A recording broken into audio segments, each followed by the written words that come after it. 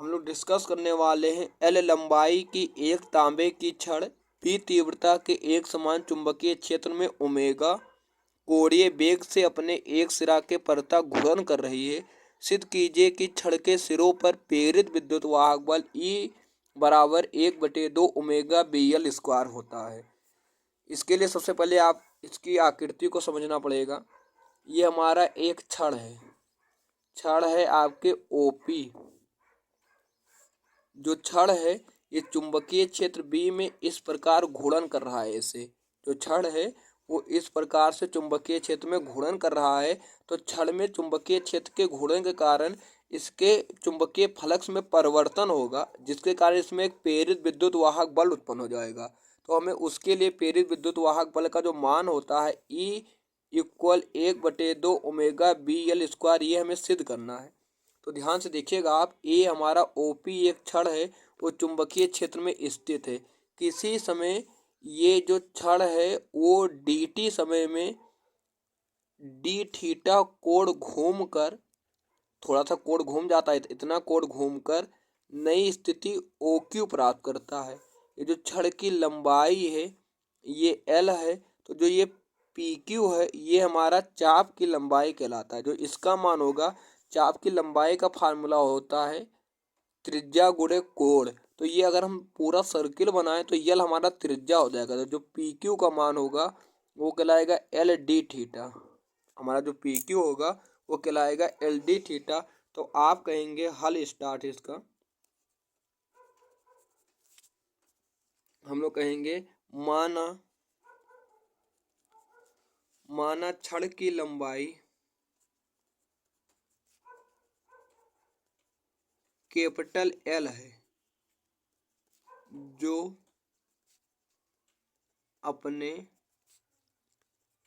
एक सिरे O के परतः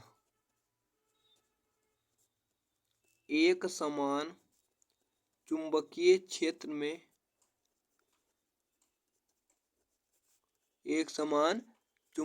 क्षेत्र में घूर्णन कर रही है।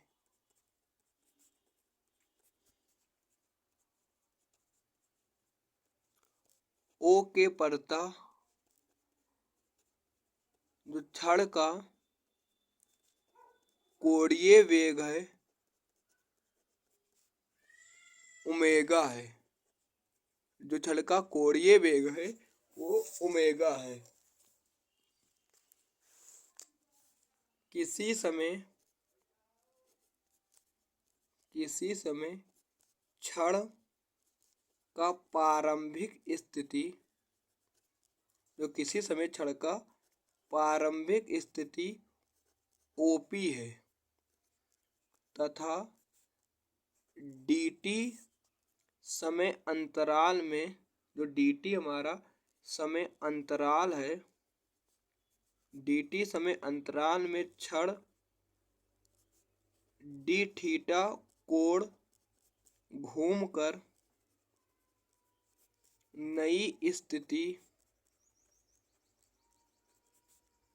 OQ प्राप्त करता है। जो छड़ है वो d थीटा कोण घूमकर नई स्थिति OQ प्राप्त करता है।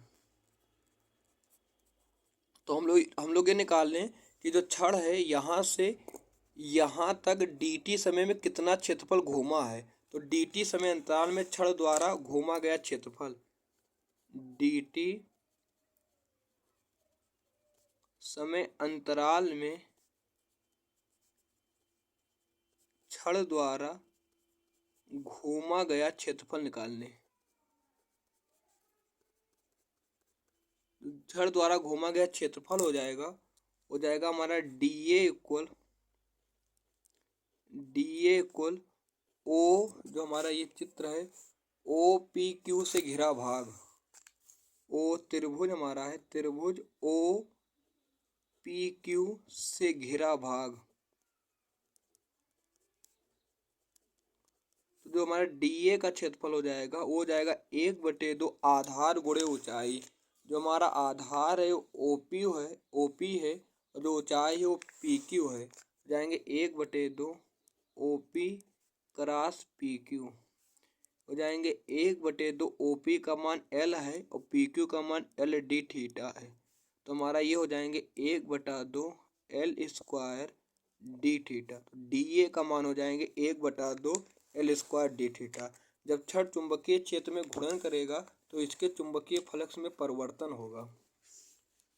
छड़ के घूमने से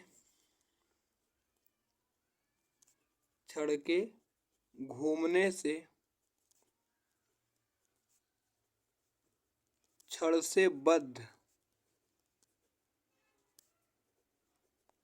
चुंबकीय फ्लक्स में परिवर्तन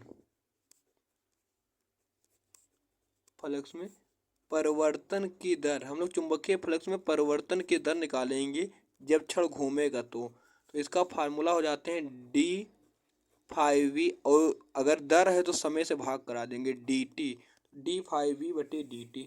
5v बराबर फार्मूला होते हैं va रखने पर, जहाँ 5v लिखा है वहाँ va रखने पर इसे मान लेंगे समीकरण 1। 5v की जगह पर va रख देंगे तो हमारे पास हो जाएंगे d/dt और 5v के स्थान पर रखेंगे va। तो ये हमारे हो जाएंगे b को बाहर कर लेंगे तो d का गुणा a के साथ में हो जाएंगे तो जाएंगे da/dt। ये हमारा चुंबकीय फ्लक्स में परिवर्तन की दर है da/dt। अब जब चुंबकीय फ्लक्स में परिवर्तन होगा तो प्रेरित विद्युत वाहक बल उत्पन्न हो जाएगा। तो छड़ में प्रेरित विद्युत वाहक बल,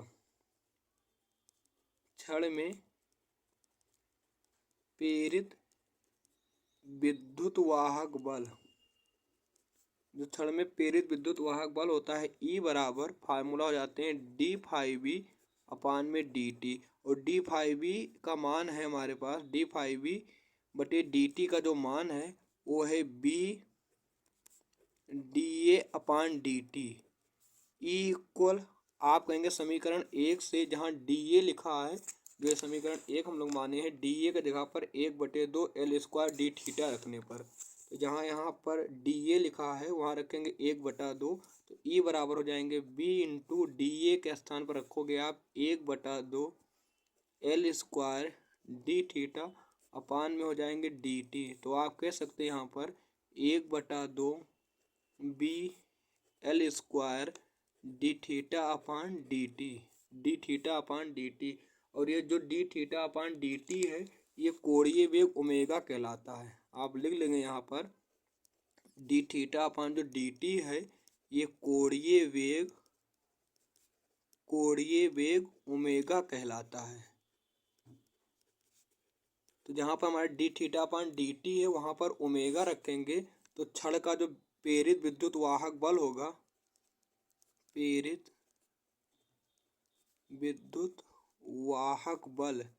ये हमारा हो जाएगा E इक्वल 1/2 b होगा L स्क्वायर होगा d∅/dt का मान ओमेगा हो जाएगा। यही हमें सिद्ध करना था, E equal 1/2 BL square omega. यही छड़ के प्रेरित विद्युत वाहक बल का सूत्र है।